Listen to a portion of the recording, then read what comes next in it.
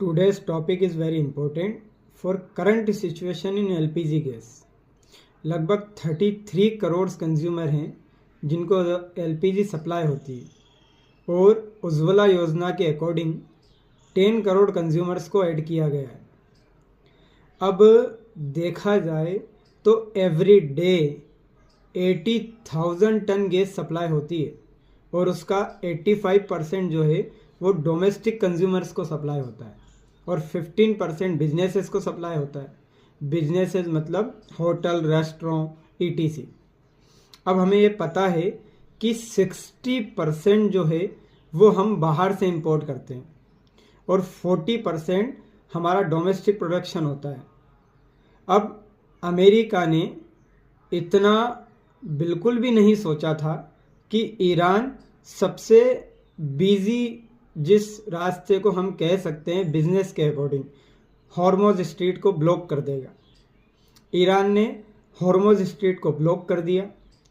उसके कारण जितने प्रॉब्लम्स हम लोग सोच नहीं सकते थे वो क्रिएट हो गए और उन्हीं प्रॉब्लम्स के अकॉर्डिंग हमें ये करंट सिचुएशन देखने को मिल रही है। अब हॉर्मोज स्ट्रीट ब्लॉक होने से जो सऊदी अरब और कतर से सप्लाई होता था वो सप्लाई बंद हो गया और कहीं ना कहीं थोड़े से प्रॉब्लम्स हमें देखने को मिल रहे हैं। अब इंडिया की गवर्नमेंट ने ये कंफर्म किया है कि इस प्रॉब्लम्स से धीरे धीरे हम लोग बाहर आने की कोशिश कर रहे हैं या इस प्रॉब्लम को सॉल्व करने की कोशिश कर रहे हैं।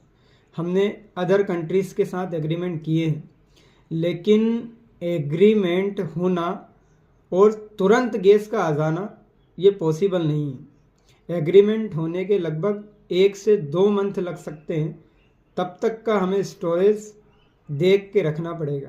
लेकिन सबसे बड़ी प्रॉब्लम स्टोरेज की है। जब यूरोप अपने पास 1-2 मंथ का स्टोरेज रख सकता है तो इंडिया के पास स्टोरेज क्यों नहीं है? ये सबसे बड़ी पॉइंट की बात है। और अगर देखा जाए तो हमारे पास स्टोरेज ना के बराबर है।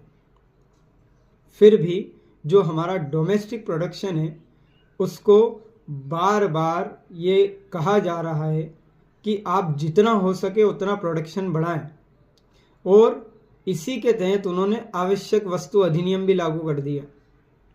अब आवश्यक वस्तु अधिनियम लागू हुआ, कहीं ना कहीं थोड़ा बहुत फ़ायदा देखने को मिला कि 25% जो है वो प्रोडक्शन